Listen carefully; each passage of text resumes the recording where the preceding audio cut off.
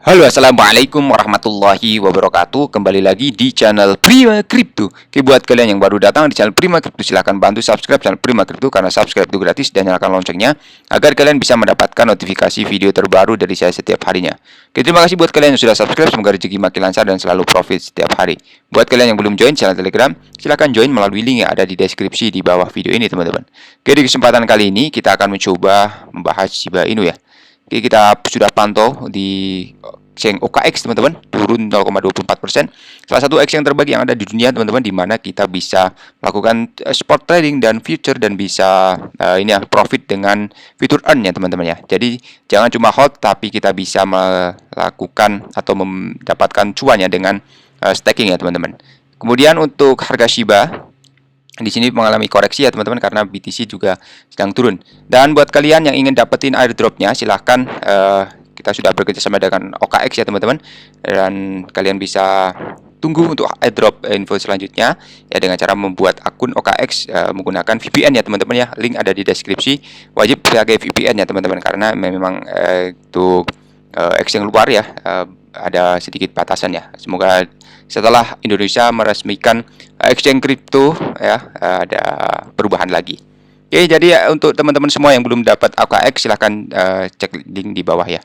Kemudian di sini sudah listing Shiba ya, kita bisa juga dapetin earn ya, fitur earn dengan staking, kemudian investasi ganda dan lain-lainnya, teman-teman ya. Oke, kita menuju di global crypto market cap turun 0,60%. BTC di angka 357.800, Ethereum 24.800, dan BNB masih di 4,6 juta rupiah, teman-teman. Kemudian sekali lagi video ini hanya sekedar sharing, berbagi ke teman-teman semua. Segala keputusan untuk berinvestasi ada pada diri kalian sendiri. Selalu gunakan dana dingin dan bebas ya jika ingin melakukan investment. Jadi untuk hari ini 92 miliar Shiba ditambah paus Shiba utama, dia sekarang memegang 1,1 triliun Shiba, teman-teman.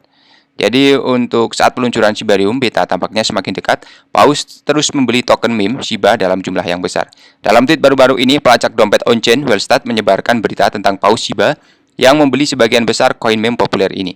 Pelajak yang disebutkan di atas menyebutkan bahwa seekor paus yang disebut Blue Whale yang berada di peringkat ke-193 pada rantai Ethereum telah menumpangkan total kurang lebih sekian ya koin Shiba, membayar 1,1 juta dolar ya untuk jumlah koin meme tersebut. Shiba adalah aset terbesar menurut nilai dolar Amerika Serikat di dompet paus ini, dan berisi Shiba senilai 14 juta dolar ya, dan adalah kurang lebih sekian koin meme. Jadi ini bukan satu-satunya pembelian besar-besaran yang dilakukan baru-baru ini karena rilis protokol Shibarium Layer 2 terus semakin dekat. Pekan lalu, U2D melaporkan bahwa seekor paus telah membeli 384 miliar Shiba yang luar biasa dalam beberapa hari. Jadi pengembang utama dan Shibarium telah menerbitkan posting blog singkat mengatakan bahwa tim telah menerima banyak pesan dari orang yang perusahaan yang ingin bekerja dengan Shibarium untuk mempromosikan, menyumbang, membantu, dan lain-lain.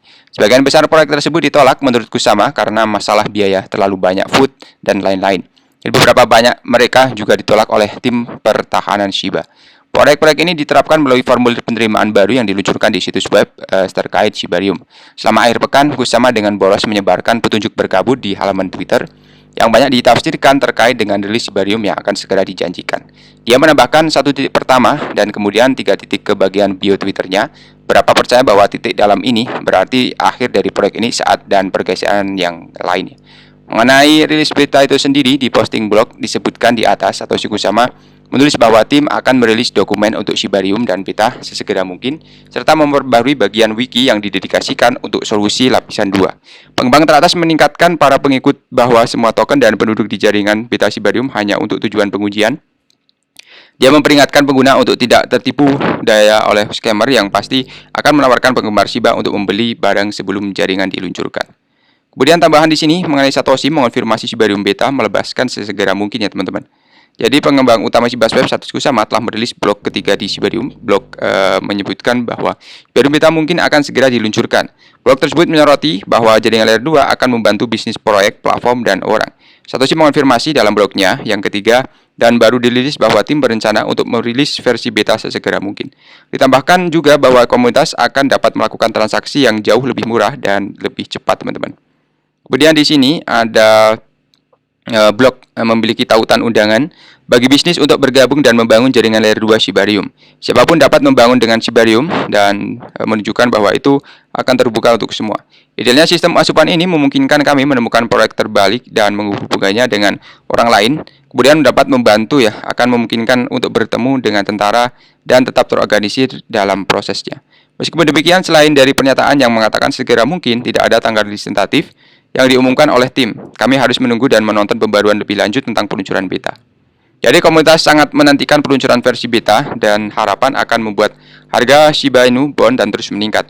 Sementara Bond akan digunakan sebagai biaya gas di jaringan, transaksi dan dilakukan oleh pengguna juga akan membakar token. Perkembangan tersebut dapat membantu Bond dan Shiba Inu secara bersamaan, kemudian mendorong mereka ke tingkat lebih tinggi. Bond sudah berusaha menembus angka kedua dolar pada hari-hari menjelang peluncuran, teman-teman. Jadi di sini ada penggerak pertama Asia, BTC, tetap berakar mendekati 23.000 dolar ya, teman-teman ya. Jadi BTC ini tetap berakar di dekat ambang batas 23.500. Ethereum dan banyak kripto besar lainnya diperdagangkan datar. BTC melanjutkan perkemahan akhir pekannya di dekat 23.500 hingga hari Senin karena investor menghabiskan satu hari mengimbang inflasi yang sangat membandel proses kenaikan suku bunga Bank Sentral Amerika Serikat lebih hawkish daripada yang diperkirakan sebelumnya. Kripto terbesar berdasarkan kapitalisasi pasar baru-baru ini diperdagangkan pada 23.400, kira-kira datar selama 24 jam terakhir, tapi turun dari level tertinggi seminggu yang lalu di atas 25.000 dolar. Pasar akhir-akhir ini menetapkan harga pada tingkat yang akan tetap lebih tinggi dan lebih lama dari yang diantisipasi sebelumnya karena angka inflasi yang tampaknya agak keras kepala, teman-teman.